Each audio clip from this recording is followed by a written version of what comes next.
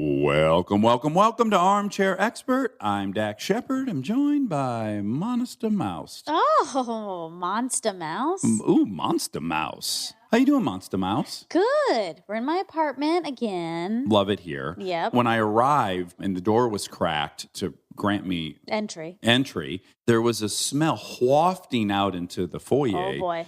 And it was the most delightful, inviting smell. Why, thank You you. burn a lot of nice candles in here. Thank you. I mean, that could have gone either way. Oh, could have been a doo-doo stinky smell. Yeah. Well, or just spoiled food. Oh, or, sure. Lots of things. I'm glad it was the candle. Is there a specific scent? River's Edge? It's kind of a woodsy, Earthy, oak? It actually was technically a holiday winter candle. Oh, okay. Well, you would never know. You'd never know. Well, today we have a really fun guest, David Chang. David Chang is an American restaurateur, an author, and television personality. He is the founder of the Momofuku Restaurant Group.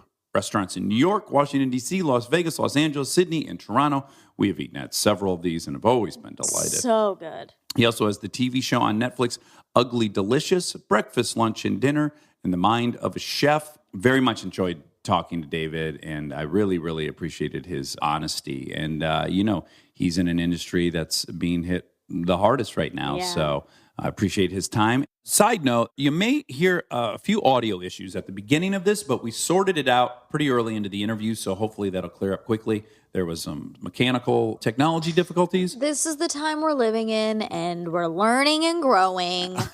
So if you think the audio is a little dicey at first, hang in there. It gets fantastic. And I hope you enjoy David Chang. He's an armchair expert. He's an armchair expert. He's an armchair expert. Hi, guys. Hi, David. How are Hi. you? I'm good. Hanging in there. Are you held up in New York? No, we're staying right outside at a friend's house because in Korean culture, the 1-year birthday is like a really big thing. And March 1st, I had a lot of family in town from all over the place, and they're all stuck. So I couldn't keep them all at my apartment. And I asked one of my friends who has several rooms in a house that lives by himself. I was like, I need to crash at your place for the foreseeable future. There's a ton of people right now. It's been a traumatic 3 weeks or 4 weeks. I don't even know how long it's been anymore. I would imagine for you, it's got to be 20 times more stressful because of all the different industries that are getting hit the hardest. The restaurant industry is just in a shambles, yeah? Yes, it's one of the most exposed businesses right now. And I'm trying to be optimistic, but I want to know what the floor is. And I don't know anyone that hasn't laid off a ton of employees in my industry. And that's, honestly, like, I don't care about restaurants right now. People are going to find a way to feed themselves in a variety of ways. And thank God there are still restaurants that are open doing takeaway and delivery. The biggest concern I have is for all the employees that were undocumented or documented. They don't have a job right now. So that's not nice to think about. Well, and especially you're set up primarily in New York, right? So the majority of your employees are all living in a city that is, let's just say it's not too cheap to live there. You can't really just kind of float along for a while. No, and that's sort of the discrepancy in the recently passed stimulus bill is, living expenses in New York are very different than for employees in, say, Las Vegas, Toronto, or California. And it's been a whirlwind. We have a really good team, and we're trying our best. And that's the hardest thing is I know that we have people on our teams that are like, hey, you need to do a better job. And I don't disagree, but we're doing our best in a situation where no one could have been prepared for. I can't imagine they taught this class at culinary school. So it's like when you have to weather a 3-month shutdown due to a pandemic, make sure you do X, Y, and Z. Yeah, I think it's going to be maybe a little bit longer than 3 months too. And that's what my friends and I and the industry peers are trying to sort out is what does it look like when you do reopen up? So it's very murky. Now, is your wife Korean? She is. Or is she like similarly first generation like you? Yeah, she's first gen. Her parents were born in Korea, and they're with us right now. And I am one of the few people I feel like that absolutely adores the in-laws. And how old's your baby? If you hear him yelling downstairs, he's just turned 13 months. It's been amazing to be able to like give him a bath every night and I try my best even before this all happened to make his food, breakfast, lunch, and dinner. But, that's really the only good thing that's happening. Yeah. Uh-huh. Like spending time with him and getting to see him almost walk. That's where he's at right now. And I would say there's like another week before he's going to really take his first steps. That's like the best thing. And if I was working, I definitely would be missing it, or I'd be watching it on video or FaceTime. So I wouldn't change that for anything, because it's been a total joy to see him develop before my eyes. Yeah, and I don't know a ton about you, but I have to imagine you've been sprinting now for, 10, 12 years, yeah? Yeah, no, actually, I opened up Momofuku in August of 2004. And that was just me, at the time, like no one really wanted to work with me. And now we have over 1,500 employees. And we used to have over 1,500 employees. Wow. Yeah, so I have to imagine just every step along the way has been really time consuming and energy consuming. It has been nonstop. And honestly, I didn't know what to do until, like maybe a month before our son was born. I was just freaking out because I didn't know how to stop. Like, I work my ass off. I am an addict to work. I have an addictive personality to begin with. Yeah. And work is the only sort of socially acceptable addiction. Yeah. And I'm a big time addict to work. Yeah. First and foremost, mom and dad are from Korea, and dad's from North Korea, yeah? And mom's from South Korea? Both my parents were born in what is now North Korea. My mom came from a very well-to-do family where a lot of, I would say, intellectuals lived. My grandfather, he worked in the government. I guess, in effect, he was sort of like an attorney general at the time. And my dad's side basically came from nothing. And he was born on what is now the border of China and Korea. And they lived through the war and they lost everything. And it's a whole horrible story in and of itself. Yeah, so how did they meet? This is literally the story that I've been told. They were at a picnic with some friends from my dad's older sister. And my dad saw my mom peeling an apple with a knife. And he's like, wow, she peels it so well. I have to marry her. Oh, wow. Wow, it's that wow. easy. Wow. I wish that had been my only criteria. I don't know how much I believe of that, but that's the story he's told us. That's what in When Harry Met Sally or Sleepless in Seattle, I forget which one. Sleepless in Seattle, there's an apple peeling with a knife scene. And does someone fall in love as a result I of think it? it has to do with the love. I Yeah. mean, I of course now am dying to watch your mom peel an apple. I know. Because I have to imagine it's borderline erotic. She's really good at it. So what age were they when they came to the U.S.? So my dad came to America in 1963. And he moved to New York. I think it was pretty traumatic for him because he wound up washing dishes and, living what you believe as a real immigrant experience, just getting any kind of hourly job and making your way through that. And I think he was here for 3-4 years. And then he came back to Korea, and that's when he met my mom. And then they came back, I think in 68 or 69. And my dad was working in restaurants on the more of a front of house level. And then my sister was born, I think, 1970. Yeah. Uh-huh.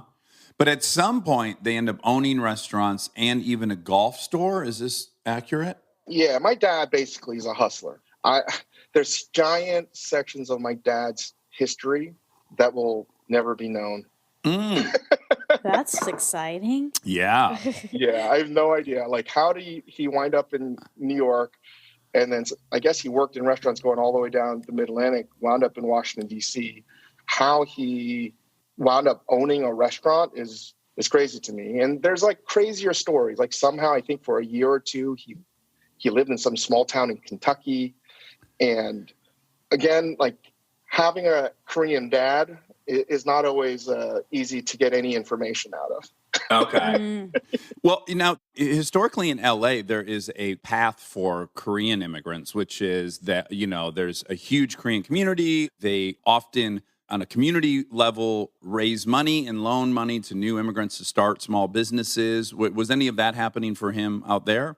Yeah, that's how he actually got into the golf business. And he wound up getting out of the restaurant business. And I don't know how, but he had some foresight into golf. And that's basically what I did from age 5 to 14 or so, just playing every day. But around that time, he got in the golf business, and there were probably I'm going to say 12 to 14 Korean men that divided up the Washington, D.C. area.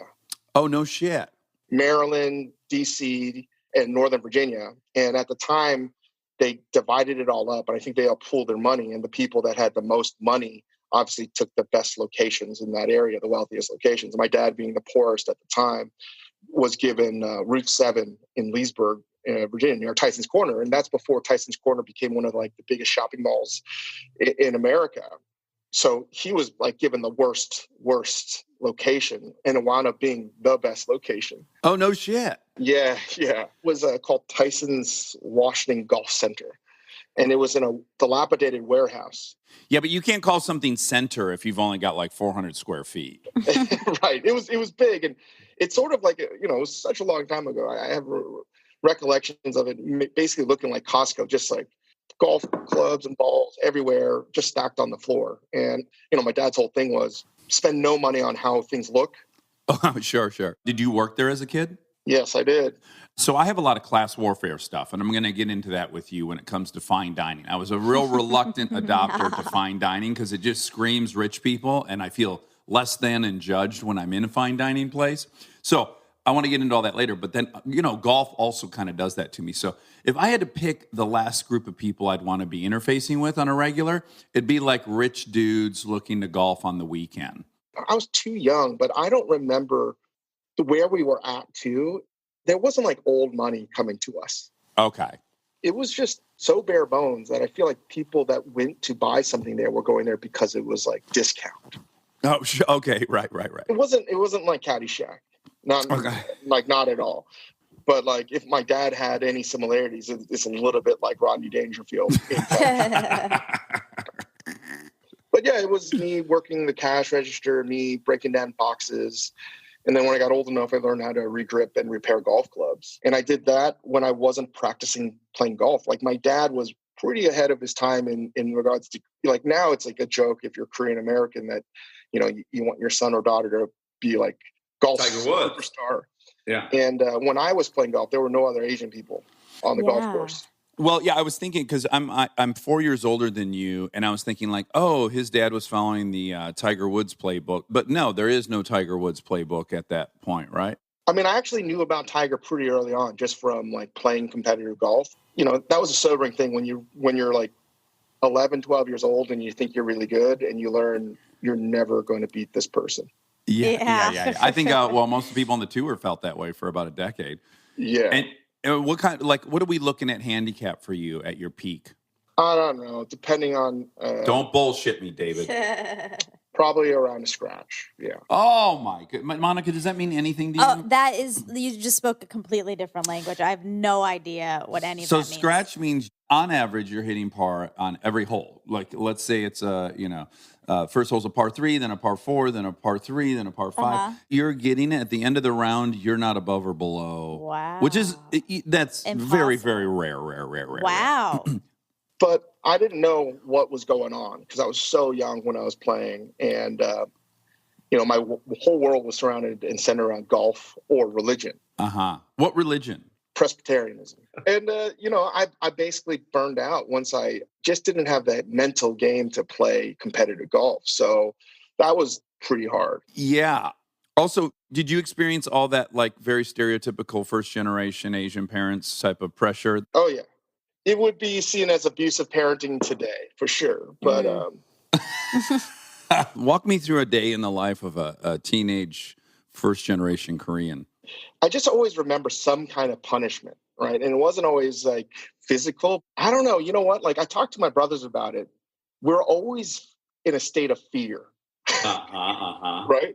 That we're not doing a good enough job. We need to work harder.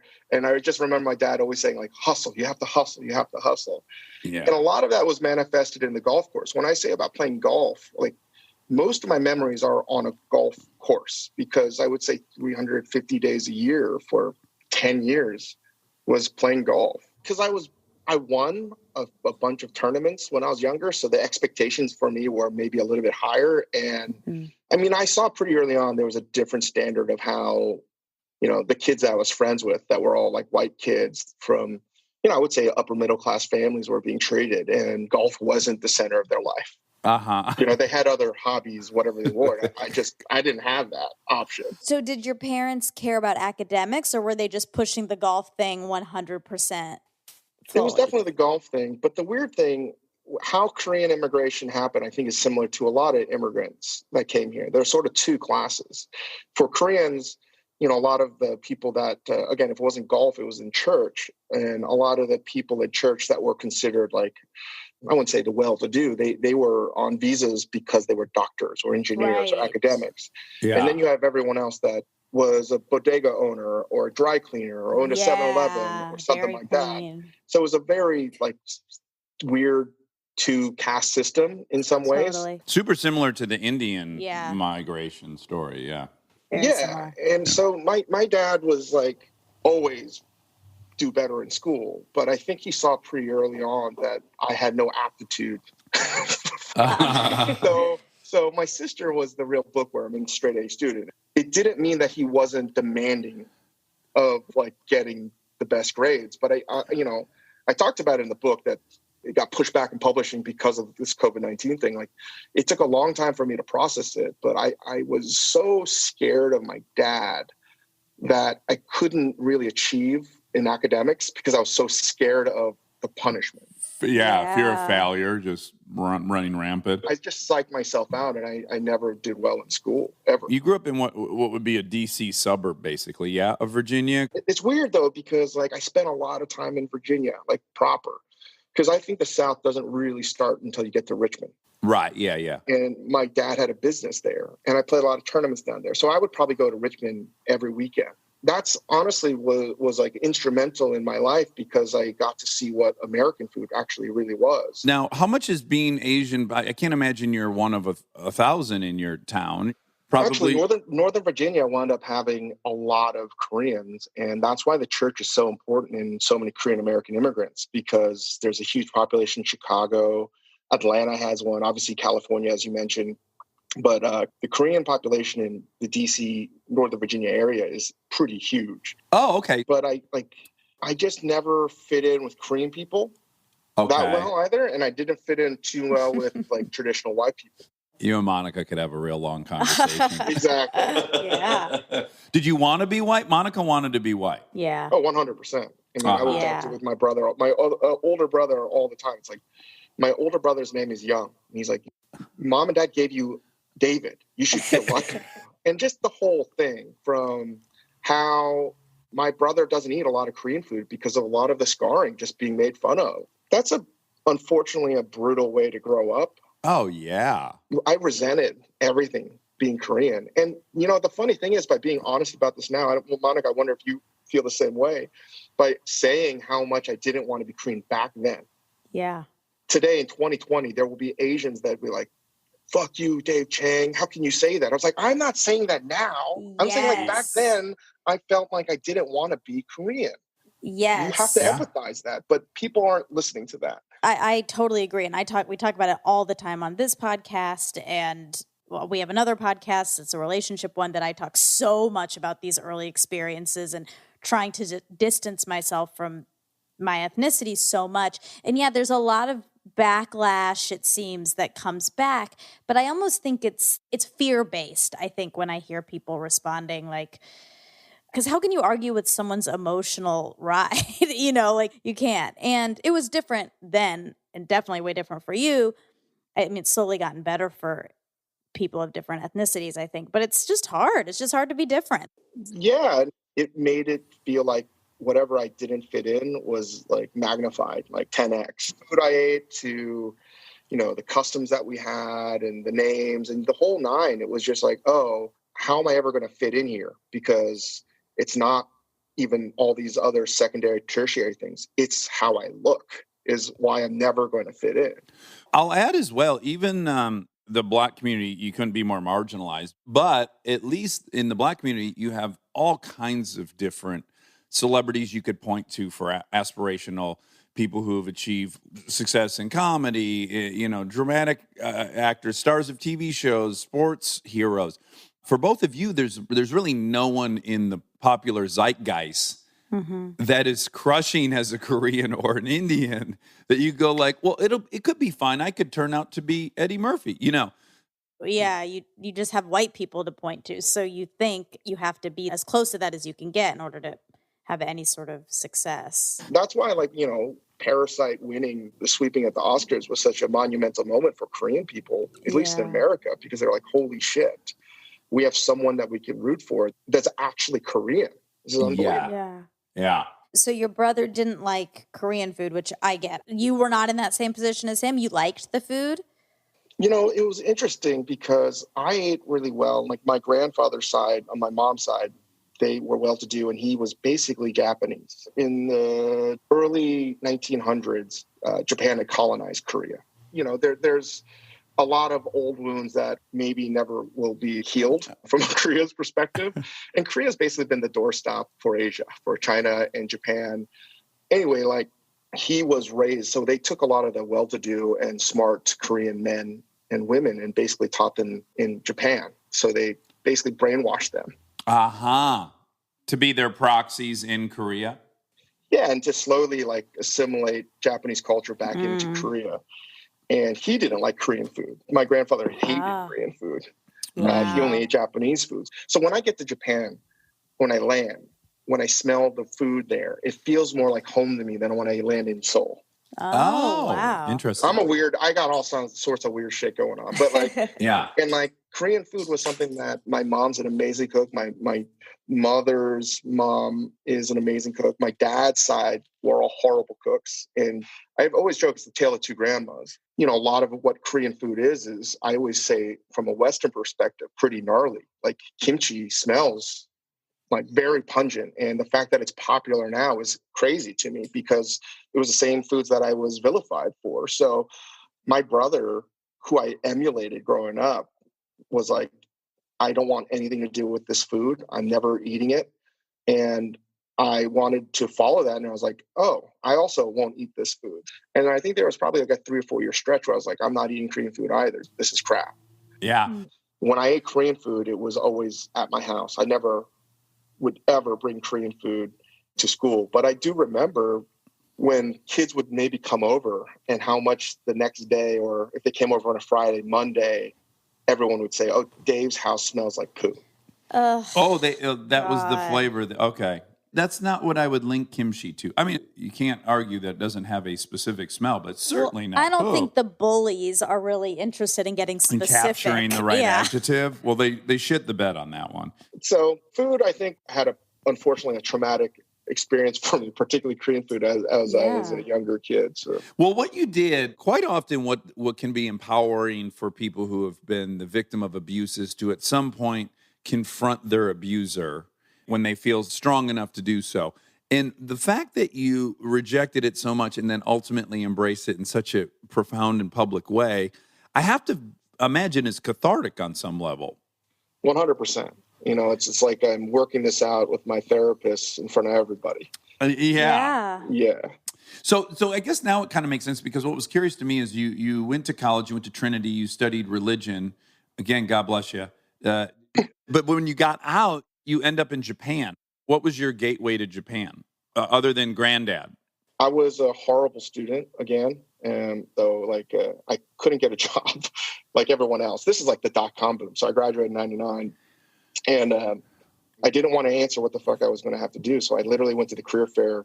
I made a write and it was a teaching English in Japan corporation. And I said, I want a job here. And they gave it to me and I didn't think really anything about it. So did you speak any Japanese at that point? No, I didn't know anyone. I didn't speak. And I didn't even have any care. I just needed to tell someone, what are you doing with your life? So I could tell them.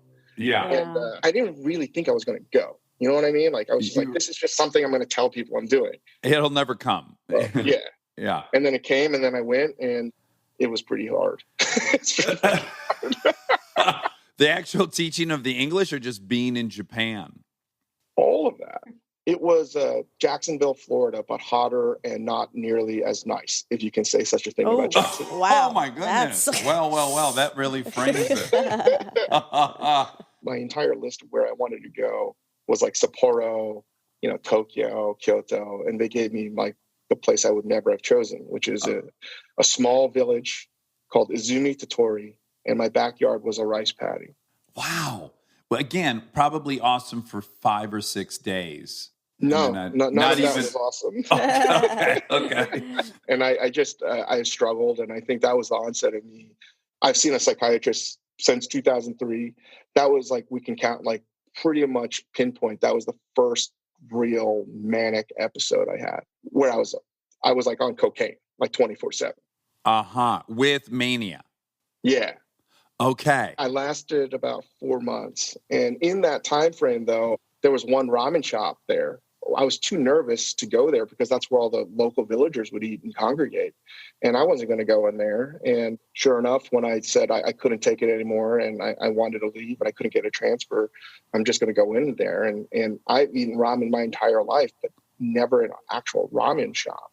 Yeah. And I walked in and I saw all these hard-boiled eggs in bowls, and it was just like a great place because you could just eat a hard-boiled egg, put some salt on it, and like drink a beer and wait for your ramen. And it was like almost like a pub. Yeah. I ordered a bowl of ramen. I only ate there once because I was so scared of going in there. And it was like one of those, ratatouille moments where I tasted this. I was like, holy shit, this is so good. And growing up loving instant ramen, I didn't know that it was like a real thing. Yeah. How does it? I mean, this will sound like such a dumbass question, but yeah. What's the most profound differences between what I've eaten and then what you had there? The best way I could describe was having really bad frozen concentrate orange juice, right? And thinking that's orange juice your entire life. And then you get beautiful, perfect, fresh squeezed. And you're like, oh shit, this is what orange juice is. Mm-hmm. Yeah. And I couldn't look back at it the same way. And they're making the noodles there, I assume, right at the restaurant, or and the broth was a milky tonkotsu broth, so it was like emulsified porky goodness, and it was awesome. It's funny, it's like you can only connect the dots later in life. yeah. In college, sophomore year, I wanted to drop out to go to cooking school, but my dad basically convinced me otherwise. Yeah. And I was never going to fit in the corporate world, no matter how hard I tried. So like, cooking was something that I wanted to do, but my dad worked his entire life effectively, so I would never work in restaurants because he knew how hard that life was. Yeah. So even though I had an inkling to do it, it's not something I ever thought I was going to actually do. So even at that time, I was 22, I wasn't thinking that I'm going to make a profession out of cooking. That was like not it. I was going to come back and I was going to get a job in finance, and working in food was the furthest thing from my mind when I got back to New York City. But you end up at the French Culinary Institute. So how did you end up there? I got a job for about a few months, basically being a corporate desk gopher. I think I was pretty influenced by Office Space, the movie. I really was. And I had an existential dilemma and crisis at the age of like 22. I was like, this is what people do like every day. You type on a keyboard, you do some stupid shit, you make some phone calls, you get yelled at, and you eat dinner at your desk, and you go home, you're so tired, and you pray to God you don't have to go to work the next day. It's like, this is a horrible existence. Like, I cannot do this. In college, I learned about this thing called via negativa, which is what the early Catholic theologians would think about and meditate on to get closer to what God is. Because you can't know what God is because he's ineffable. I mean, he's omniscient. But if you say God's not this microphone, God's not this computer, God's not this cup of water, if you did that all the time, you would, in theory, get a little bit closer. Right. And I was like, oh, that's a pretty easy logic that I'm going to apply to my life. So I'm going to start to do all these things that I'm not supposed to do, almost like George Costanza. And it's going to get me a little bit closer to maybe what I want to do. Yeah. And for a year or so, I did all kinds of weird jobs. Everything that I thought I could try to do, I would do for like 2 or 3 days, and then I would quit. And I was like, you know what? I think cooking is for me, but I don't know. I know that working in this desk is not for me. Applied to French Culinary Institute. And were you immediately great in cooking school? Like, are there prodigies? There are people that are more gifted at cooking than others, like any other field. I would say I've met a couple people that are real geniuses in cooking, right? Mm-hmm. But they didn't go to cooking school.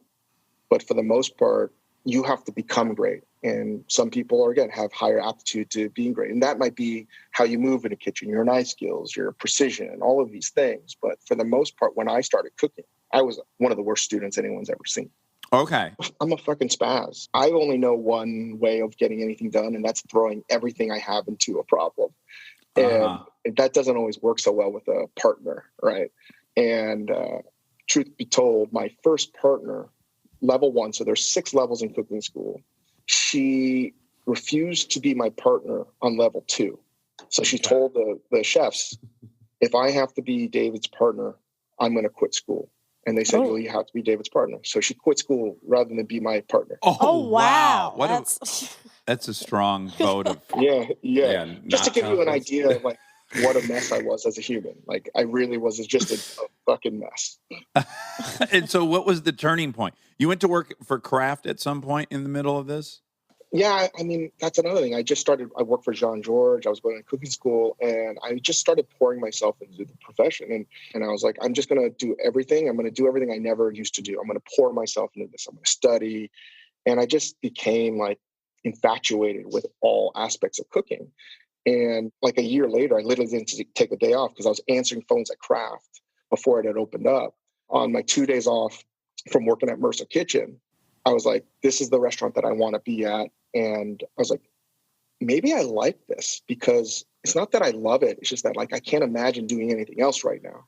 And I just poured myself into it. And Kraft was like winning the lotto for me because the team there that Tom Colicchio assembled was like world class. And they wouldn't even accept me as free labor. They were like, you know what? We don't need you. Thank you. Right. Thank you very much. You suck. And, we need a reservation. So I was like, you know what? I just sensed the greatness there. So I would do whatever I needed to do to get my feet in the door. If I have to answer phones, I'll do that.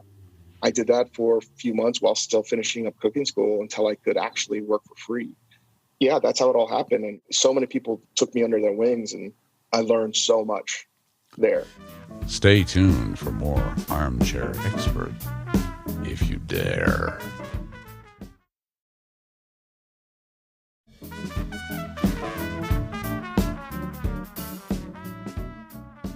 When you're at Kraft and then you graduate cooking school and they start letting you cook in that kitchen, is there anything that you recognize, I do have a niche here? No, it's not a niche. It is very much a rigid caste system.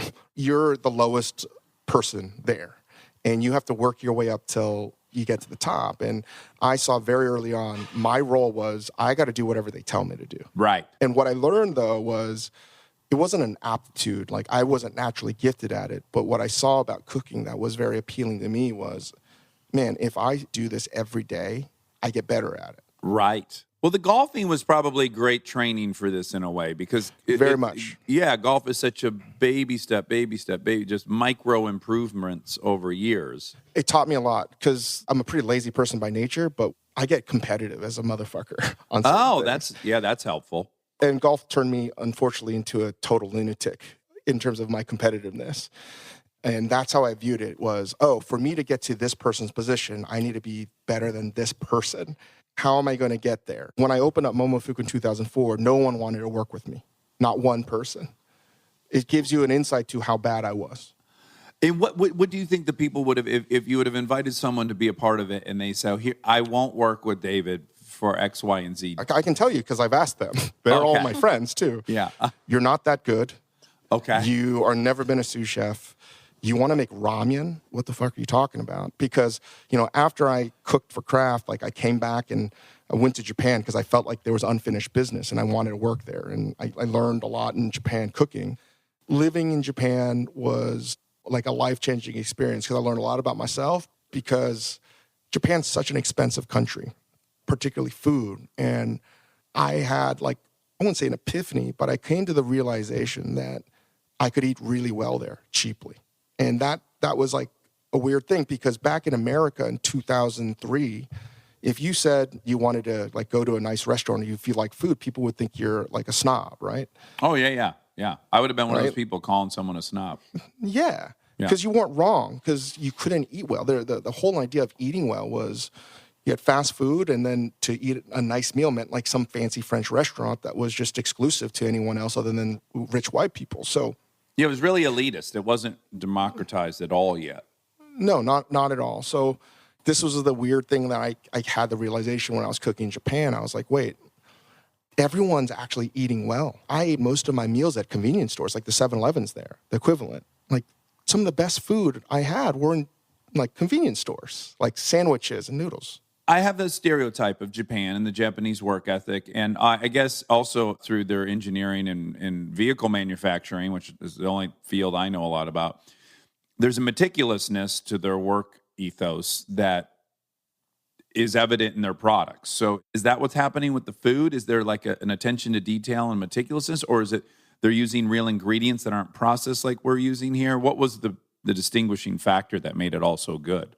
They just care more. Like, have you been to Japan before? No, I'm dying to go. It's one of the only places Monica? I haven't been that I love. I haven't. I want to. It's the greatest food culture in the world, in my opinion. And everything's good. And everyone knows more about food than anyone else. And their food culture is just, it goes back like 1,000+ years. There are restaurants that are like 400, 500 years old in Kyoto, right? So, wow. But like that all trickles down to everything in Japan is just a little bit better because they care more. They just simply care more. And like an egg salad sandwich. Would you ever buy an egg salad sandwich at an American 7-Eleven? I'd be terrified. No. Yeah. I would imagine it had been made a week before. Minimally. Yeah. Well, the logistics there, in Japan is like they're constantly being made somewhere and being shipped to these places. So it's very fresh and it's made with delicious ingredients, and it's amazing. Like the egg salad sandwich at a Lawson's convenience store is one of my top 5 things I will ever eat. I want it all the time. Oh, see, now you're talking our language because we like to eat at like convenience stores. And if it was delicious, I could walk down the street and I could just buy like a nikuman, which is like a steamed, stuffed dumpling of sorts. And it's like 50 cents. And it's delicious. And I was like, wait, food's amazing here. And it's the cheap food that's just as good as even the McDonald's is fucking unbelievable in Tokyo. Wow. Oh, we need a rectangle sandwich. We need That's the Burger King chicken sandwich. They got Burger King over there? You know what? If I go to Tokyo, I'm eating at McDonald's because it's so fucking good, man. I'm telling you. Like, they say they still fry their fries in beef fat, the tallow. So, and they pronounce it Makudanudos? Makudanudos? McDonald's. Oh, like wonderful. Now, really quick. So I read Kitchen Confidential. When did that book come out? Around 2000-ish? 2000, 2001, yeah. Okay, so I read that book and I was like, oh, wow, if I had not gone into comedy, that would have been my life. The kitchen life is a bunch of party animals, sex crazed, drug-laden, terrible hours, everyone's fucking each other. I'm like, I'm in. That's my kind of culture. Were you experiencing that at Kraft? Did you like that, especially given the kind of cross your T's, dot your I's childhood? Was that chaos appealing? So when I first got to Kraft, what I loved most was how serious everybody was. It was like you entered like a surgeon's room, but the moment service ended, it was like going to a party. Right. It was work hard, play hard. And also during service, and this is what I've always deemed as a healthy kitchen, is when people are making fun of each other. I was like, oh, this is like perfect for me. It's like who could hurt someone's feelings the most? It's like, this is exactly where I need to be. And you're making really delicious food, but like there's different kinds of kitchens. And I was close with Tony, and he wrote about kitchen culture that was very real at that time, but it didn't exist at certain levels, in my opinion. Like the restaurant, like Kraft, was only about food. I could have been naive, but I never really saw anything because I was always just working on the food. Everyone was so fucking busy cooking that you couldn't do anything else. And it was pretty hardcore. There are a lot of crazy stories. I've seen a lot of crazy shit because kitchen culture, thankfully, has been updated. Yeah. Okay, so where do you get the balls to start Momofuku? I'm probably saying that wrong as well. No. Momofuku, so again, like following the footsteps of my brother loved the Almond Brothers, so I love the Almond Brothers. Eat a Peach became like one of my favorite albums. And when I was studying everything before I left for Japan, like anything ramen became my hobby after the first trip to Japan. And I learned that the guy that created cup of noodles was named Momofuku Ando, and I curse all the time. And I was like, this sounds like motherfucker. That's a great name. And I'll use it if I ever have a restaurant. It'll be called Momofuku, and I'll have the peach as a logo. After Japan, I worked for Danielle Balud and Andrew Carmelini at an Upper East Side institution called Cafe Balud. And, at this time I was getting better, but I didn't know what I wanted to do because at the time then, if you wanted to have your own restaurant, you had to get tapped by the chef. So, for example, if I spent enough time with Daniel Boulud and one of his patrons decided, hey, I want to open a restaurant in Boston, do you have someone that I could hire? And that's how you get a job. Oh, no And I was shit. working at, and I was working at wild. Cafe Boulud, and I was like, probably, if there was like 16 cooks in my ranking, I was like 15, you know? And I was like, I'm never going to be better than everyone else. Around that time, I had my first manic experience on the depressive side. Okay. Yeah. And things were going south in my family as well. And then all in, I was also working like 14, I don't know what 14, 16 hours times 6 days a week is, but it was like a crazy amount of work. And I just was like losing my mind. And my mom's been battling cancer for 24 years. My brother was in the midst of suing my dad, and all this crazy shit was going on. And my reality was like melting away, and I was not in a good place. So that was another reason why I had to leave. And one of the reasons I started Momofuku was I reached a point I was like, fuck it, who cares? You know what I mean? Like using that sort of, that equation of like, what's the worst thing that can happen, Yeah. right? Like I might just kill myself anyway. So who cares? If I fuck this up, who cares? Well, can I ask, what were the depths of that period? And did you end up having to quit the job? Were you unable to work? How destructive did that spell get? You know, it's funny. It's like throughout my life, I feel like I've wanted to ask for help. And even times I think I've asked it in college or even high school. And high school was pretty traumatic for me too. Like that was a whole nother, like I went to the private school that produced the last two Supreme Court justices. Oh. Yeah, you went to Georgetown Prep. Yeah, I got to imagine some of your classmates' parents were like senators and shit. So it wasn't a fun time for me. So I didn't really fit in. And I remember in high school asking for help, and people were like, "You're fine." And then I never asked my parents like, "Hey, I think I need to see a therapist or a psychiatrist." Like that doesn't exist in an Asian American household. Right. You just don't do it. You know what the remedy is stop crying. Yeah. Suck it up. Yeah. Toughen up. Yeah, to need help is weakness, right? Exactly. Yeah. And the whole idea that you need someone to talk to or get medication on, that was just so foreign. That was never going to happen. So, you know, when I was like 26, that's where I had reached a point where I was like, fuck it. And did you self-medicate? Oh, my God. Yeah, there we go. I mean, like, man, I was really good at it. Yeah. Really Well, when good your at it. baseline is feeling like a -6 and a drug, even in its worst condition, can take you to a 2, you're going to pick Yeah. that option, in my experience. Yeah. And because my industry also was like, I mean, even after college, like, you go out every night.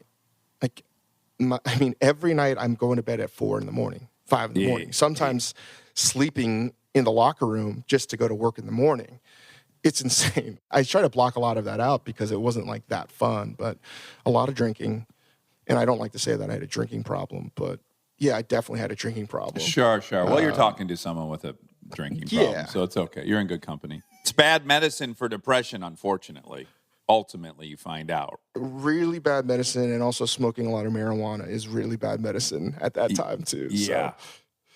So I knew things were not right just because of thoughts that were going in my head. I was just in a really bad place. It was just sad. You know, I just was fucking sad, and I had no explanation for it. So I knew I needed help. And I remember like New York Magazine at the time would always have these best of lists, and I was like, you know what, fuck it. I'm just going to call these people and try to find someone to help me out. And I think I saw one or two, and they weren't right for me. And then finally, I found someone online. I started to see him, and it was so expensive. And the health, I mean, I think at that time it only covered like 3 sessions per, like every 2 months. So it was really hard. But that was the beginning that my life started to change. Yeah. And that was 26? 26. And I've seen him since. Oh, no shit. That's pretty profound. One of the things that he specialized in was childhood trauma. Uh-huh. And I think that's like what we've been like working on all these years. So there was therapy, there was the medication that I eventually got on, and opening up that restaurant was not something I thought about actually operating. It was the goal of, I just have to physically do something to get me out of this hell that I'm in. To have a purpose Yeah. Yeah. The day we opened up, I was like, oh, I actually have to figure this shit out. Everything's against us. We're the underdog of underdogs, and we're going to just, through sheer grit and determination, we're going to win. It gave me purpose to get out of bed. Isn't the irony of asking for help being a form of weakness when you tally up the results of it, which are it empowered you to be effective and productive and creative, and not asking for help would have actually defeated all those things in you. The real weakness would have been to not explore this. It's so ironic. And I wonder if, like, my son will feel the same way should he ever have the need to ask for help. You know, but like the way we grew up, what form of media told you that strength was asking for help? Yeah, vulnerability is a superpower. Yeah. This first year, there would be sessions literally where I wouldn't say a word because I was so embarrassed. And I remember like having to come to terms with like, I can't tell anyone that I'm seeing a psychiatrist. I can't tell anyone that I'm on medication. And this is so embarrassing that I don't know what to do with myself. And now here I am telling the world that this is what I did. So it's funny how it all plays out. That's the most money I've ever spent in my life is still on my psychiatrist, for sure. Which is, by the way, the most valuable thing to invest in is your mental health. This kind of dovetails into, I mentioned the elitist thing, which I have an issue with. But then secondly, I grew up in a blue-collar area of outside of Detroit, and you saved money, you bought a possession, then you maintained the shit out of it, you treated it well, and that's what you did. And you bought a house, and maybe you got a boat at some point. Like these are, and the notion of paying for experiences was a really foreign notion where I grew up. So you saved for objects and possessions that were assets and you could pass on. And I dated a girl for 9 years who worked in a restaurant, and she spent every dime she made at that restaurant at other restaurants. And I was always like, everyone there did the same thing. I was like, all you guys are making pretty good money, all things considered, versus what I was making. And they were just I never saw people spend money like this on wine, on food. And as I've gotten older and actually read some books about happiness, experiences are a better thing to invest in. Ultimately, if you're just measuring it by what impact it has on your happiness, and that ultimately possessions don't really give you much happiness. So I've come around to it for sure. But that had traditionally been my other reservation, is like, oh, you're just blowing this money. What's your relationship with that as far as just making that something that you're going to invest in and indulge on? And do you have to convince other people that that's a worthwhile endeavor? In the industry, hey, I have a reservation at this restaurant, let's go. And even if you don't have the money, you're going to find a way because, like, we're addicts. We're pleasure addicts. Yeah. We want that dopamine hit somehow, some way. Yeah. And even if you don't have the money, like, I've been in that situation so many times, like, fuck it. Like, hey, I remember, like, let's go to France. Let's go to this restaurant, this restaurant. It's like, no one has the means to do it, but we all find a way to make it happen. Yeah. Whether it's maxing out your credit cards or whatever, and you're just constantly in this state of paying debt off because you're pleasuring yourself at restaurants. And it doesn't have to be the fanciest of the fancy, but it's like all your money goes back to eating and drinking. Always. Yeah. Yeah. It actually makes no sense whatsoever when you think about it, too. It appears that younger generations have a much different relationship with it than I did. They didn't have to fight it. They seem, there's all these articles being critical of them that they want avocado toast instead of a house. And I think there's truth to it, but I don't know that they necessarily are wrong for prioritizing that. But I would say Momofuku is part of this revolution, right? But you kind of got disillusioned with the reservation fancy restaurant, right? Which kind of led to you doing Momofuku.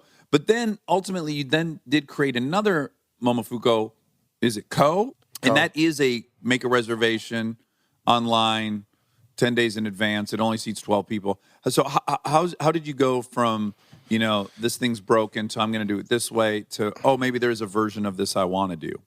Right. Talking about Japan and eating well, and not just eating well in Japan. When I was able to travel throughout Asia, I'm eating an amazing meal for like 50 cents, Right. And I was like, shit, like, this is something that everyone wants to experience. And then that was the next epiphany. I was like, oh, fuck. Everybody wants to eat well. It's just not accessible, or it's too expensive. But it's not the case. The only place where that's not the case is America. Yeah. And I was like, it doesn't have to be that way. And that's what Momofuku was there's gotta be different ways to eat food than eating at a fancy place on the Upper East Side. As much as I love the food there in the restaurant, I was like, you know what? There's gotta be something else. And I thought that there's this underground movement that had not been tapped into with food. Let's do noodles and let's try to apply the same sort of discipline and technical rigor that I've learned working at some of the best restaurants and apply it to a $12 to $15 bowl of soup. So could you leave having one of the best meals of your life affordably? And that was really important to me.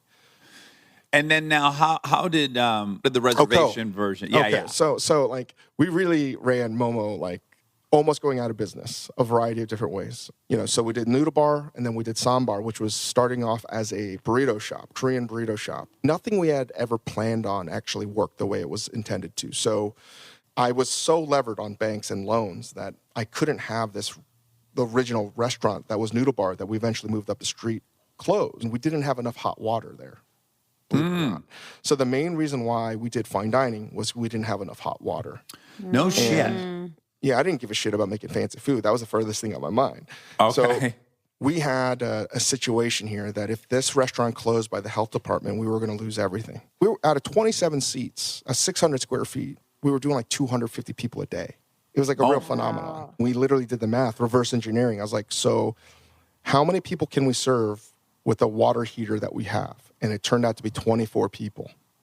So I don't want to do fine dining, but like, okay, what can we serve that will justify the same numbers that we were doing for 250 people for 24 people? So we had to come up with fine dining menu, and that's how we did it. Wow. And we didn't do it. We the whole goal was stripping away the bullshit. All the things you hate about fine dining, Dax, I hate too. But people still should go out and celebrate and feel good. And like my metric was always, if you have a teacher from Delaware that makes $45,000 a year and they happen to be a fan and they've been saving their money, I want them to come here feeling like they left and dropped $150, feeling like it was one of the best things they've ever spent money on.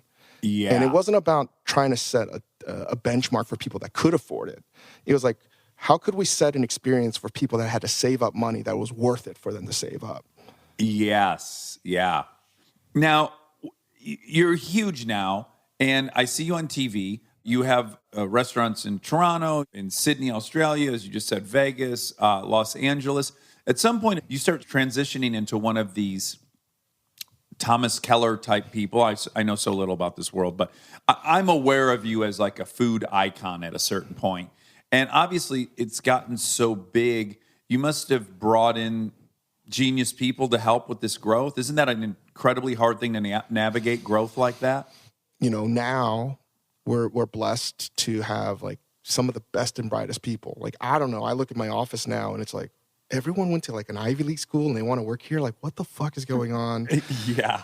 And all these cooks are so good and they're just better than I am. And that's what I've just learned. I was like, wait, you're better than I am. So you should do it. Yeah, so for sure. I've just found that's been my sort of management style is hire people that are smarter than me and just put them in positions to succeed. Yeah. But your genius obviously is the creativity, no? The funny thing is, I think my upbringing has done such a good job of me being sort of self-denunciation of anything I'm good at. Yeah. And I swear to God, this is exactly some of the times and hours I spend with my shrink. It's like, I have a hard time figuring out what the fuck I'm actually good at. Uh-huh. Well, especially because the people we talk to and interview regularly, a pretty common thread through all of us is like this sense of being fraudulent. Oh, yeah, 100%. I think we all feel like, well, wait, I'm not Anthony Bourdain. I'm not so-and-so. So somehow I'm a fraud because I'm not those guys. But somebody wants to be David Chang and feels fraudulent about trying to be used. It's been really weird, and I've been a bad boss in so many ways, and I've just tried so hard to like be better. A lot of that's been through therapy, and I've had a historically bad temper, and I swear to God, I would say 90% of my time with my shrink is like, why am I so fucking angry? And I can actually tell everyone exactly why certain things happen now, and it's crazy to me. I can unfold, this is how my emotion is at this point. This is how I reacted to that because I've done so much analysis. But for the most part, when I think about whatever has happened at Momofuku, I feel lucky as fuck. And two, if it is something that I tend to think that I may be good at, I live in a world of sports analogies. It's like I'm that player that can't shoot or rebound or whatever, but their plus and minus rating is always very high, and the team wins. And somehow that's sort of how it plays out with me. Are you technically bipolar? Yeah. Okay. Yeah. So I would have to imagine as the thing is spinning up and it's getting hugely successful, I have to imagine that's a very dicey area for someone like you. Was that did you have fits of highs during all that expansion? Well, the interesting thing was, being medicated and seeing my shrink on a regular basis, I think my highs were like not as high and my lows weren't as low. Mm-hmm. The self-medication is really what fucked me up the most. Right. Yeah. It wasn't just a fraudulent or feeling like imposter syndrome. I felt like it was survivor's guilt. Mm-hmm. That like it shouldn't happen to me. It should be happening to this person over here because they're so much better than me. Like, why the fuck is this happening to me? Yeah. And in order to have that release, I would just drink my face off at night. Yeah. Yeah. So you have Ugly Delicious, right? I see that every time I open up Netflix. You also have Breakfast, Lunch, and Dinner, which I saw Seth Rogen was on and Kate McKinnon. You have to be friends with Aziz, right? He's like the ultimate resident foodie in New York. By the way, I think he's great for your industry in that I watch Master and None and I'm like, oh yeah, it's cool to be super into what taco you're going to eat in the middle of the afternoon. Like to have that as like a mission of like, no, every single time I eat, I want to try to make it the single best thing I could consume in this moment and where I'm at geographically. I like it. I think it's cool. It's funny, like weirdly, I got to know pretty deeply the world of New York City comedy. I think it started when we opened up the first restaurant. John Mulaney and Nick Kroll would go do their sort of routine at Rafifi's. I think that was the name. So they were just starting out. I was just starting out, and I knew Kroll from mutual friends, and they would come over and we'd just lament how bad our careers were. And from there, like, comedians just kept on coming in, and Kroll introduced me to Aziz when Aziz was still at NYU. Oh, no shit. Yeah, in like 2006. So I got to know these people before anyone knew any of them. Yeah, right. It was really weird. It's been fun to like grow up together in so many different ways, right? Yeah. Stay tuned for more Armchair Expert, if you dare.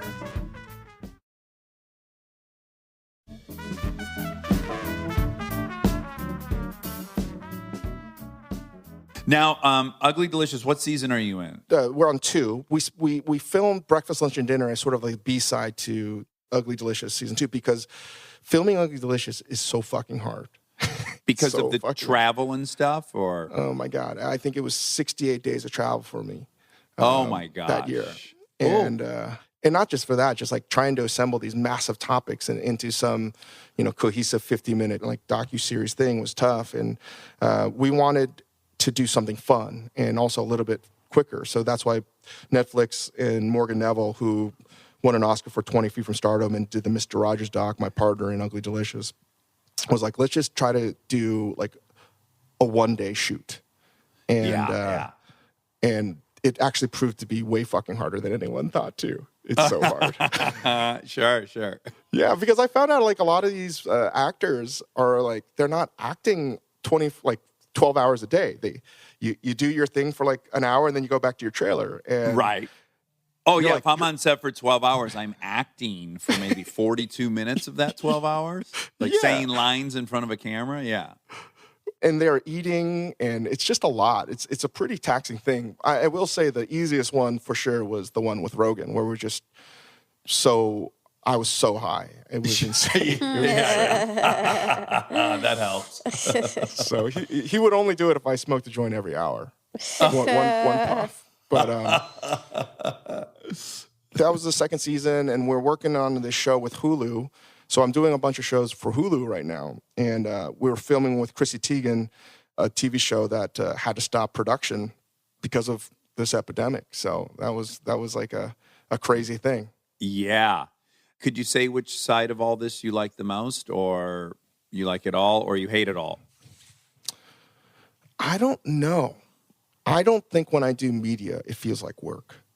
I mean, it does, but it's not working in kitchens. That's Right. to me what work is. And it's so fucking hard. And managing the restaurants is so hard. But somehow I always liken it to an addiction. 99% of it, I think, sucks in restaurants. But man, that 1%, whew, that's what you're chasing after all the time. It'll keep you And- coming back. Yeah, and in the media, and I don't feel the highs so much. It just feels like a pretty steady thing. And I like it because it's been able to like give me a bigger platform, and I want to be able to be responsible with that platform. But I feel guilty, weirdly, to say that I like it. You know, Yeah. I mean, yeah. because it's not something I know a lot of other chefs have that opportunity, and I feel like a wimp in some ways. But I also like it because it allows me to keep my brain engaged in other ways and continue to grow. But I will say, you know, as someone who really enjoys you, and I think you're great at it. I think you're great at the media side.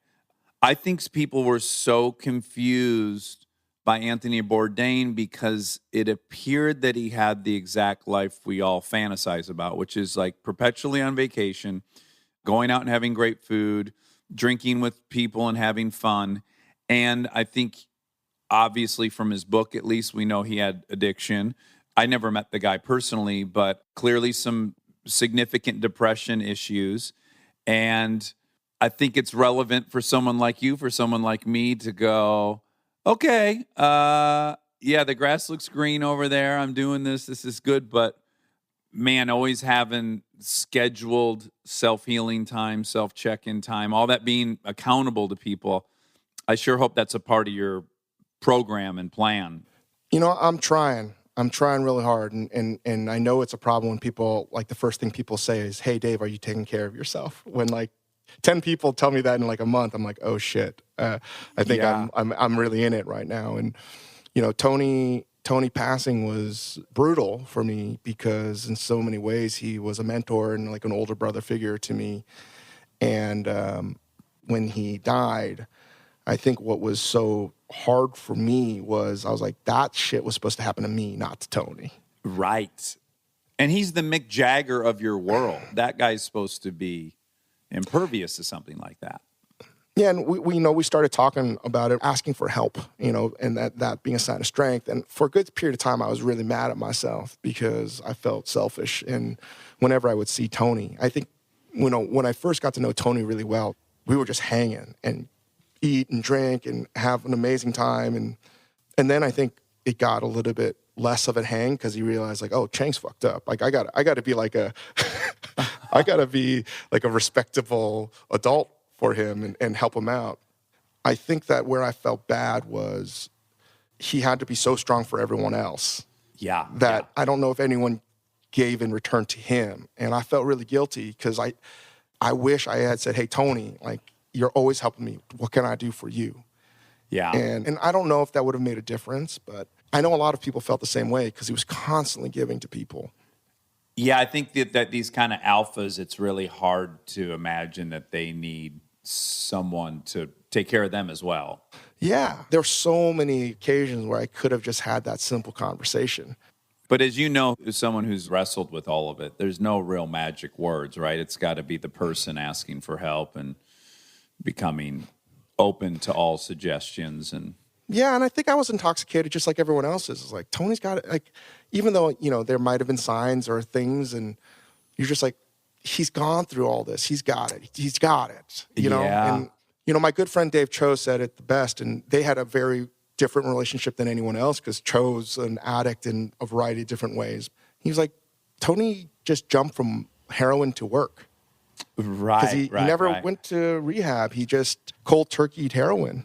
Yeah. And Tony had a severe addictive personality that was tempered over the years. But it's scary for me, for myself, or to people that I care about that also have addictive personalities. And it's something that I never thought I'd talk about as much as I do. I'm so glad you do because, again, you're somebody's Tony. It is incumbent upon you. You own all of the vulnerabilities and the struggles, and it helps people not feel alone in theirs. Absolutely. And that seeing someone successful who's still actively vulnerable and actively asking for help, helps erode this notion that you can succeed your way into feeling good, but you can't do it. Absolutely. And I don't know if I would ever be this open about it if he didn't pass. Because I really wrestle. I was like, well, if there's anything that can be learned, it means that, like, it's stupid to bottle it all up and not tell anybody. And I can hate myself in a variety of ways, and I will always hate myself in a variety of ways. But if there's one thing that I can feel good about, if I just help one person, then it's worth it. But is it easy when you talk about all this stuff? Because you've been very I've been open in about it. AA for 15 years, so it's gotten easy. You know, I go share my shit in front of strangers in whatever city I'm working in, and so I got used to it. You know. How hard at was the it for you when you first beginning? started? Oh Yeah. my God. Well, dude, the first time I said I was molested, I had been sitting on that for 14 years, and I don't think I told someone again for another 5, and then I told someone again in a year, and now I'll tell anyone. It really doesn't have the weight it used to. But I'll tell you that if I'm being dead honest, it's a lot easier for me to talk about the things I've gone through as opposed to things I'm currently going through. That's Right. still very challenging for me to go like, oh no, I'm still fight being a scumbag hourly. That's like in my DNA. It's gotten easier, but I still, dude, there's potholes all over. Just walk out your front door. Yeah, so, you know, that's something I could get better at. I aspire to be better at that. The real-time vulnerability, the real-time struggle. You know, something that's crazy that I did recently, 2 months ago, because I've been trying to, like, get the right medication for me. Yeah. There was a couple years where I decided to go off medication, and I can look back and be like, holy fucking shit. Like, I was so fucking out of my mind. And thankfully, I got back on it. And it's always been hard to sort of get me to a place where everything's working, right? Yeah. I feel so sympathetic to everyone that deals with what you do, because even if you find that magic recipe, right, your body then evolves. It's ongoing, right? There's never a magic combination. And like the way I've always described it, it feels like I can just get enough oxygen if I'm in the water, right? Like I'm not drowning per se, but it feels like I could at any moment.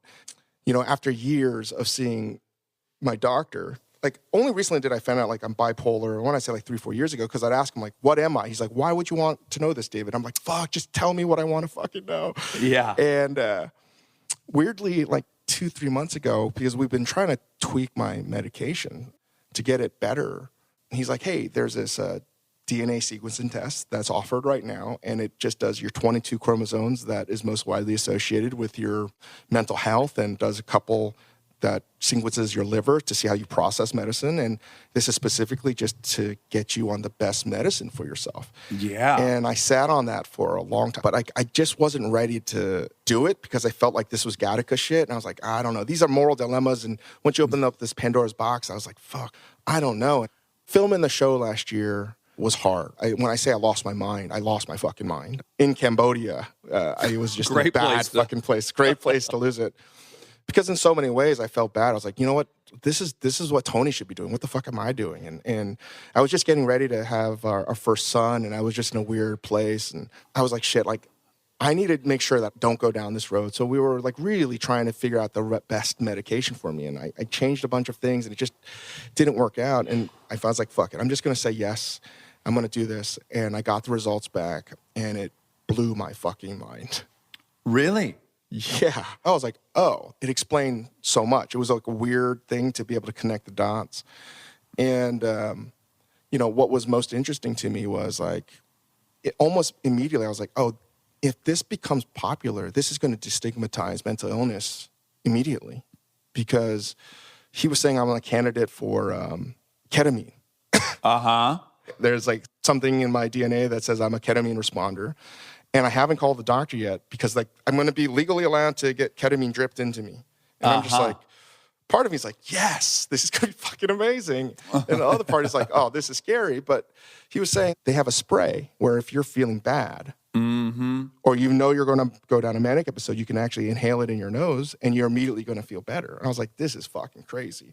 So effectively, it's like an EpiPen for your emotions. I was like, wait, if you were a diabetic, you know, no one's going to make fun of you because you don't produce insulin because we've accepted that as a society, you know? It's like, hey, you need to take medicine. We get that. And I think that this is maybe a game changer in how people can accept the fact that people's brain functions.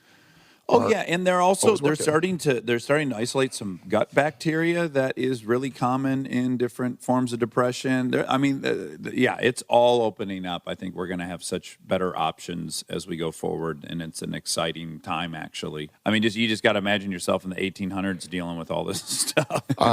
I'm pretty sure I would not be alive without help. Yeah. I don't think I would have made it either. Well, David, I hope everyone checks out. You have a podcast too. Can you tell me the name of your podcast? Yeah, it's the Dave Chang Show.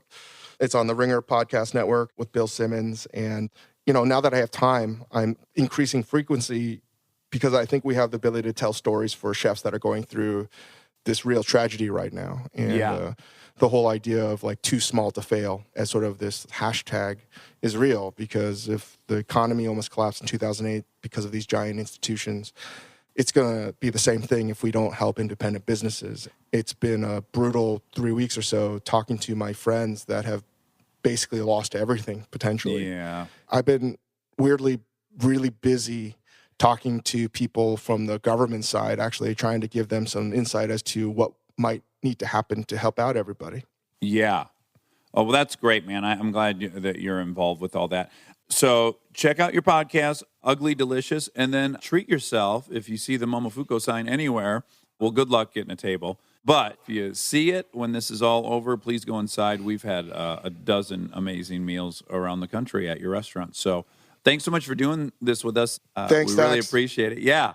Be safe. Thanks, Monica. Yeah, we want to come eat with you when we're in New York sometime. Yeah. I will really love that. That would be great. Well, thanks a ton, man. We'll Thanks, talk guys. soon. Bye. Okay. And now my favorite part of the show, the fact check with my soulmate, Monica Padman. We don't have our normal setup. Let's just say that, right? In this quarantine life of ours, we don't have our normal setup at the attic where we can really fine-tune everyone's levels in their headphones. That's true. And now it's just kind of one size fits all, right? Sure. You Yeah. got to hear whatever volume I'm hearing it at. Although what's curious is we also are using a headphone splitter, so it is conceivable that you're getting more output than I am. Oh, do you want to switch? Let's just see if it sounds the same to us. Okay. Okay. Yeah, it sounds the same to me. Sounds the same. Okay. Bader Meinhof. Who knows? I've had a lot of Bader Meinhof experiences lately. You have? Yeah, I forget what they are, but I've said it a lot. I've noticed you've said it like 3 times in the last 4 days, and it always makes me smile every single time you say it. I love it. It's really the only thing I've retained from these fact checks. Is Bader Meinhof. It's the only fact I've remembered is the definition of Bader Meinhof, which is frequency illusion, which is if you hear something or see something, then you start seeing or hearing The it classic everywhere. example is you get a red BMW 3 Series and you don't feel like you see those at all. But the second you buy that car, everywhere you go, you notice there's millions of them. You're not unique at all. They're everywhere. Everyone has a red 3 Series. I don't know that I'd say that's the classic example, but sure. Well, I think it most is people an example. can relate to buying a car and then noticing That car everywhere. car now everywhere. Yes, When before it definitely. was invisible to you. That's true. The one I remembered was attribution error.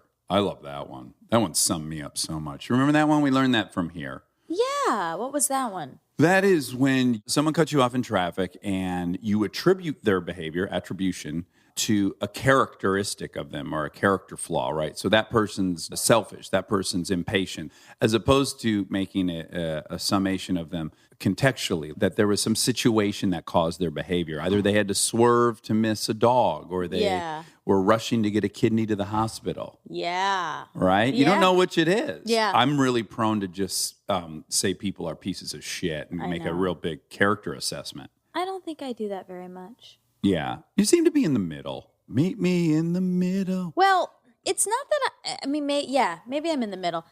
Truth be told, I'm just not thinking about that person very much. So it's not like I'm even like I just get annoyed for 1 second. 3.5 seconds. Yeah.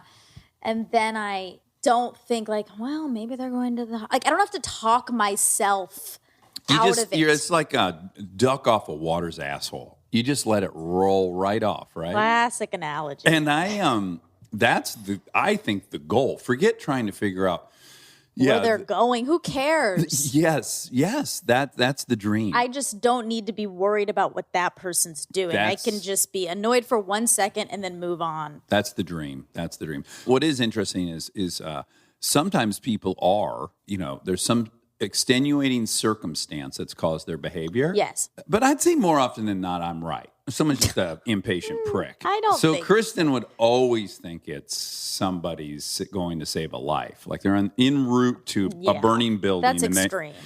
And I'm like, everyone's a monster. But I think percentage-wise, I'm more often right. Okay, I think in some ways you're right. I think people are acting like assholes. Like, I don't think they're on their way to whatever. But it's probably because they had a bad day or something's happening with them that is causing this. It's not just that they're a bad person. Right. Yeah, that's true. I'm both things. So quite often having two children makes it like semi-impossible to get out of the house. So I'm often late or I'm trying to make up time. Now you could go, well, then just keep backing up when you start the process, which is great. That's legit. But boy, you got to feed them and this and that and the packing and then the tantrums and the meltdowns and the wardrobe changes. All of it leaves me probably on the highway going somewhere later than we should have. Yeah. And I'm an entitled prick. So both things are happening. Like if I cut you off in traffic, both people are going to be right. It was situational, and it was that I'm an entitled prick. But just because you had a hard time getting out the door and you're late doesn't mean you have to cut people off. You can still just say sorry when you get to the place you got and not make more carnage on your way more there. Wreckage. Well, yes. And so here's another thing I think of quite often is because I both do it and I'm the victim or recipient of it, which is I drive fast. I like to fucking drive fast. I enjoy it. Yes, you do. It's fun for me. Yeah. I like it. And I never understand why anyone's getting mad because I'm not inconveniencing them. If I'm in the left lane, I go by you going 10 miles an hour faster, and you're going, no sweat off your back. There's nothing happening to you. Yet, occasionally people will flip me off or they'll honk or they'll do whatever they do. And I'm like, I'm just happily with a smile on my face driving to work. Quickly. There's no aggression on my end. There's no anger. There's no malice. Yet I'll be on the highway, and for whatever reason, I'm not in the mood to go fast. I'm just listening to a podcast, and I'm floating, and someone will blow by me. And my first thought, my Brussels is like, God, that guy's aggressive. He might be there smiling, listening to Christopher Cross sailing. There might be no aggression to it, but it's funny because it's the exact same behavior. But when I do it, it's peaceful and loving, and I just like to drive fast. But when it's someone else, they're aggressive and impatient and all these things. Yeah, but it's also that people driving insanely fast, it makes other people scared. Yeah. So it's fair to be like, this person's driving too fast. Because if you were driving next to me and you were driving super fast and I got in an accident with you, and if it was my fault even, like the chances that one of us are dead is way higher. Well, I don't think so, to be honest with you. I don't think the difference between crashing at 65 and 80 is a big difference, just percentage-wise. I think it is. If you let's say this, if you hit a wall, anything over 45, you're dead, or 55 or something. There's a point where it's just the damage is the damage. Now it's going to accordion quicker or something. But I don't think there's a big difference between crashing into a wall at 85 and crashing into a wall at 65. I think you're a goner. Maybe. I don't know.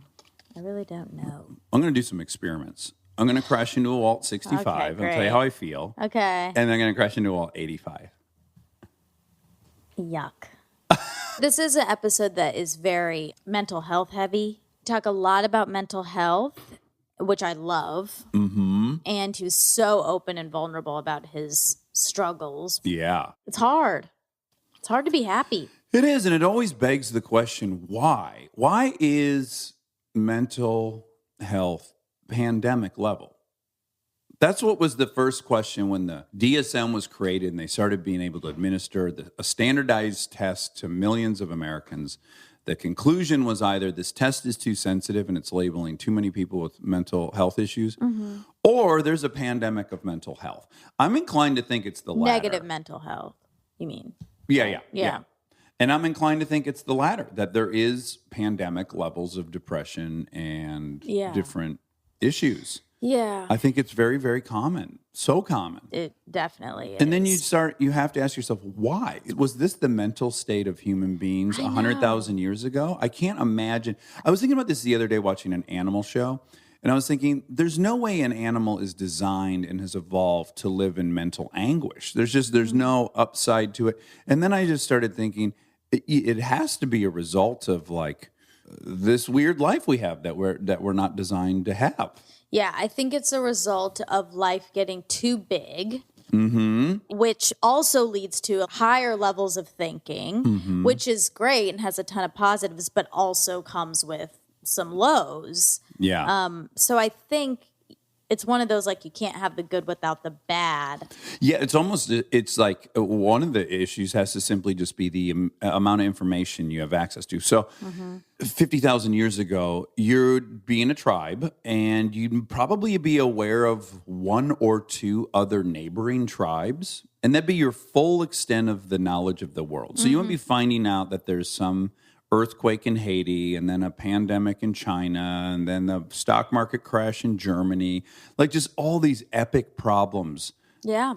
that span the globe that are all in your head. None of that stuff would have been in your head. Also, like probably a sense of powerlessness we have and anxiety, because when you were that group of 100 members of a group, you could actually enact a change. You could have an control impact. your whole world. Yeah.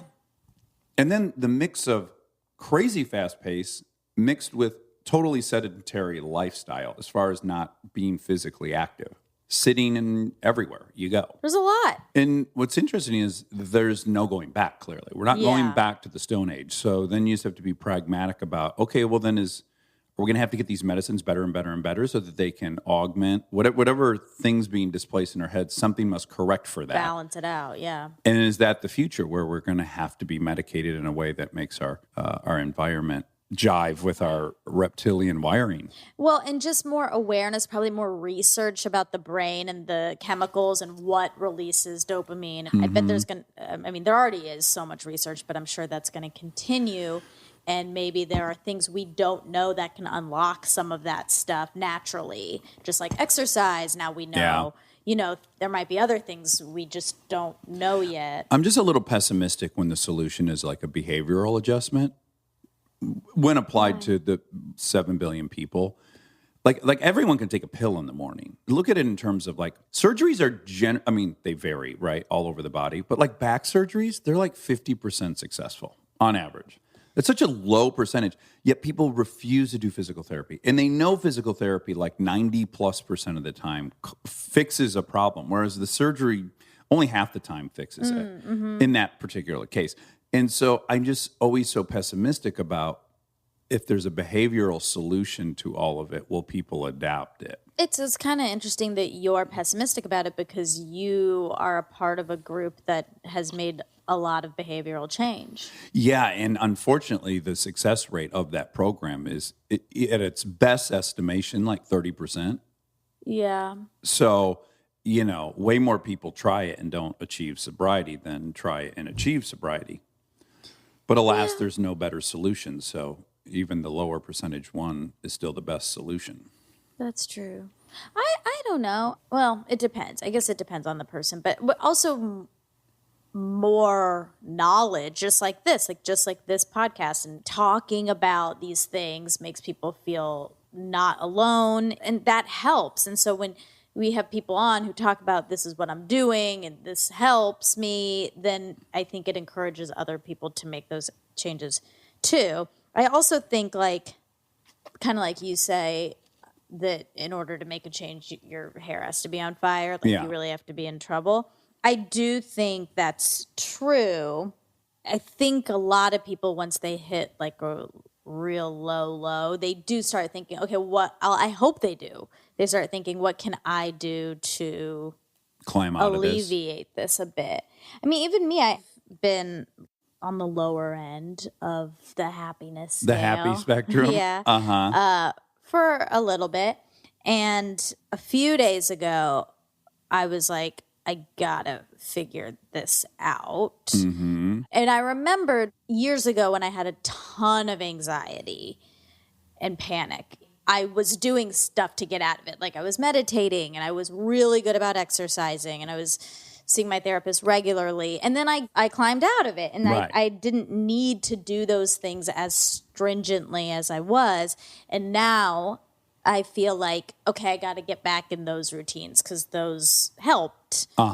I think it's like once you feel the benefits, you can tap back in a little easier. Sure, I totally agree. But I will just also point out, though, you're also someone who's not a procrastinator by nature. So, like, think of for you, it took like 3 days of misery before you're like, okay, I gotta do something. And you're someone that doesn't put shit off.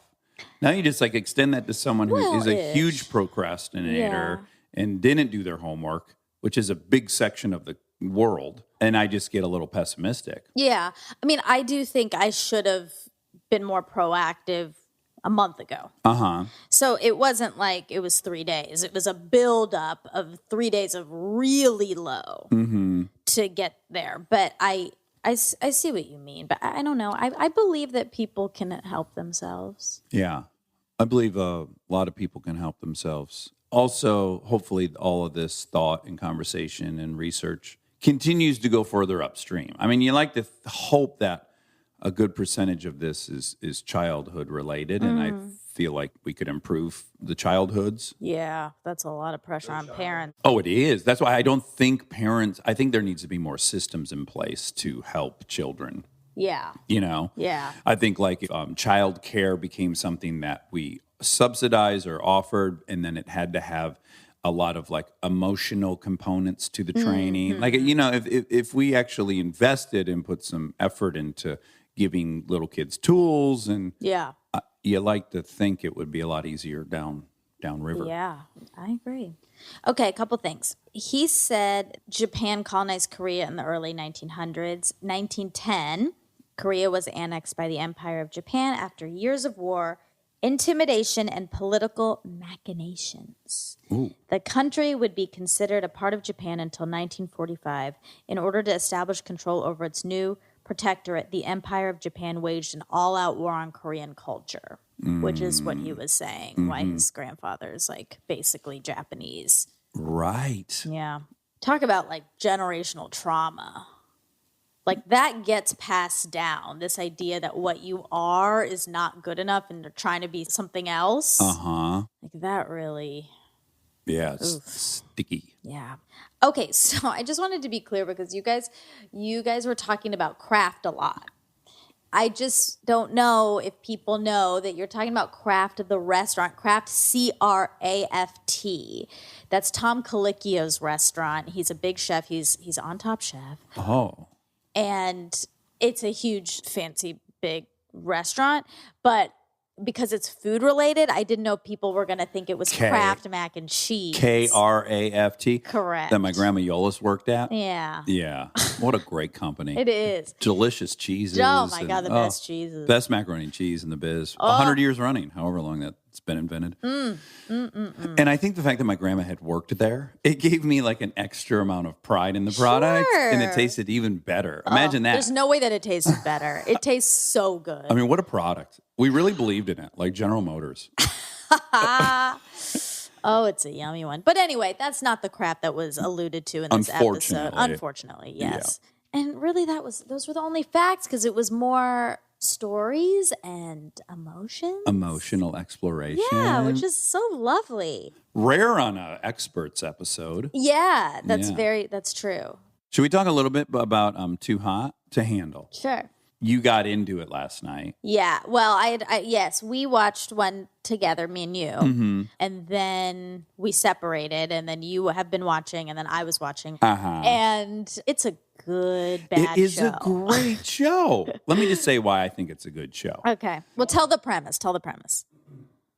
I guess it's 5 hot chicks and 5 hot guys go to a island, presumably, but it turns out it was Mexico. I looked it up. But at any rate, they're on a beach, and they're in a house, and they kind of think the premise is your everyday reality show where they're all going to date and hook up and stuff. Yeah. But then they find out they can't kiss or fuck or do any Or of this stuff. masturbate. Or masturbate. Yeah. Which I don't know how they're whatever. Monitoring that. Yeah. Yeah. So it gives you everything you want. You want to gawk, right? You want to be judgmental and dislike some people and like some people. And that all happens. You get that. You get a big tasty serving of that. Yeah. But then slowly you start seeing like these younger males. I hope that this is just a signal of what younger people are like now. I hope it's indicative of young people at large, because these boys on this show were or are so supportive of each other. They're such good communicators. They hug each other. They like challenge each other to be vulnerable. And I was just like, oh my God, I'm so encouraged by this show. I mean, I'm only 5 in. No spoilers because everyone's watching it, I think. It's top rated on Netflix. I believe that there's this crazy gender reversal thing happening in this show where like the guys are having all these deep talks with one another, and they're also approaching the girls and like talking about their feelings, and it's so the opposite of what you're used to seeing. You're used to seeing the girls like being like, quote, needy and talking about their feelings and competitive with each other. But that's sort of happening with the guys. Like there's 2 guys that one guy was mad at another guy because he was creeping on his girl. Sure.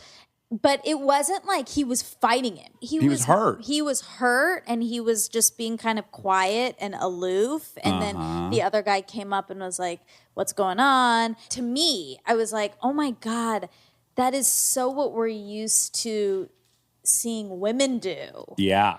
So it is like a shock to watch it in this gender reversal way. I love it. I mean, I love it. Well, and you know what's interesting is I hadn't thought of this while I was watching it, but I'm thinking of it while you were explaining it, which is this is one of the worst aspects of men, is that they often establish their status rank based on their physical prowess. So Kel's is enormous. Yes. He's just so much bigger than everybody. Yeah. There's something to that. There's something about the harmony of the men in the show, because the strata is so clear physically.